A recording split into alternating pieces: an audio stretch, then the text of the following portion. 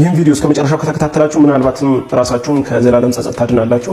እኔም እንዴት ከዘላለም ጸጸት በእድል እንደተረፍኩ ነግራችኋለሁ። ሰላም፣ ዶክተር ክሩፍ ነኝ። እንደሚታወቀው ለዘላለም የሚቆዩ በሽታዎች እየተስፋፉ ይገኛሉ። እዚህም ምክንያት በቤታችን ወይም በጎረቤታችን በየቀኑ መድኃኒት የሚወስድ ሰው ማየት የተለመደ ነገር ነውና ለአብነትም የተወሰነ ቁጥር እንኳን ብናይ በዓለም ላይ ኦልሞስት ከአዋቂ ሰዎች 30% ላይ ግፊት ይገኛል፣ 10% ላይ ደግሞ ስኳር ይገኛል። ታዲያ በዚህም ምክንያት ሰዎች ብዙ መድኃኒት ይወስዳሉ። ለግፊት ብቻ 1 2 3ም ሊታዘዝ ይችላል።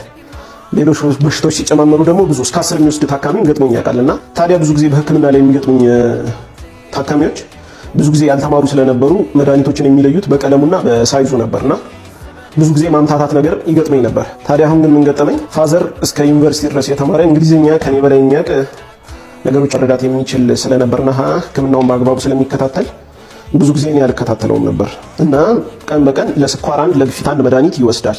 ታዲያ ከዚህ በፊት የወስደው የነበረው መድኃኒት ለግፊት ነጭ ትልቅ፣ ለስኳር ደግሞ ነጭ ትንሽ ነው። ስለዚህ የስኳሩን ጠዋት ይወስዳል፣ የግፊቱን ማታ ይወስዳል እና መድኃኒቱ ግን ሳያልቅ ተጨማሪ ቀጠሮ ስለነበረው ለቀጠሮ በሄደበት ተጨማሪ መድኃኒት ይታዘዝለትና መድኃኒቱን ይገዛል እና መድኃኒቱን ሲገዛ በአሁኑ ዙር የገዛው መድኃኒት ደግሞ የግፊቱ መድኃኒት ነጭ ትንሽ ነው እና ምን ያደርጋል? ነጭ ትንሿን ለግፊት የታዘዘለትን ጠዋት ይወስዳል፣ ከስኳሩ ጋር ተመሳሳይ ስለሆነ ማለት ነው።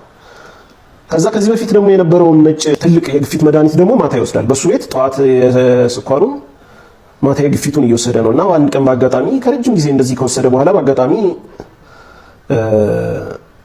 ሲወስዳውና ይህን ችግር አገኛለሁ እና በወቅቱም ግፊቱ ምንም እንኳን በቀን አንድ መውሰድ እያለበት 2 የግፊት መድኃኒት ቢወስድም ምንም እንኳን የስኳር መድኃኒት በየቀኑ መውሰድ ቢኖርበትም ለረጅም ጊዜ ቢያቋርጠውም ከዚህ በፊት ቁጥጥሩ ስለነበረ ግፊቱን በእድል ከሚፈለገው በታች ሳይወርድ ስኳሩ ጨምሯል፣ ግን አደገኛ ደረጃ ሳያደርሰው በአጋጣሚ ማወቅ ችያለሁ እና ይሄ ነገር ግን ለምሳሌ የግፊቱ መድኃኒት ግፊቱን ከመጠን በላይ ቀንሶት ቢሆን ኖሮ የግፊት መቀነስ እጅግ በጣም አደገኛ ነገር ነው። የግፊቱን ትቶ ደግሞ የስኳሩን ቢወስድ ከነበርና የስኳር መድኃኒት 2 አድርጎ እየወሰደ ቢሆን የስኳርን መጠን መቀነስ እጅግ በጣም አደገኛ ነገር ነው እሱ እና ብዙ ሰዎች እድሜያቸው ሲገፋ አይናቸው በደንብ አይታያቸውም። እንደሚታወቀው መድኃኒት ላይ የሚጻፈው ጽሑፍ በጣም ትንሽ ነው፣ መረዳትም አይቻልም። ከዛ ደግሞ ከእድሜ ጋር የሚመጣ ደግሞ የመርሳት ነገር ይኖራል። እነዚህ ሁሉ ተደማምረው እንደዚህ አይነት ችግሮችን ያባብሳሉ። ስለዚህ ዛሬ ዋና መልእክቱ ምንድነው? ቤተሰቦቻችሁን፣ ጎረቤታችሁን፣ ዘመዶቻችሁን የተማሩ ያልተማሩ ሳትሉ ቼክ አድርጉ መድኃኒት የሚወስዱትን። ይሄ የብዙ የጤና ባለሙያዎችም ታሪክ ነው። አይ ቲንክ ሚዲያ ላይ ስላልወጣ ነው። ሁላችሁም የጤና ባለሙያዎች ኮሜንት ላይ የገጠማችሁን ነገር ጻፉ፣ ሰው ይማርበት። ቪዲዮን ለሚጠቅመው ሰው ሼር አድርጉለት እና ፎሎ ማድረግ እንዳይረሳ። ከሕክምናና ከህይወት የተማርኩትን ነገር አጋራችኋለሁ።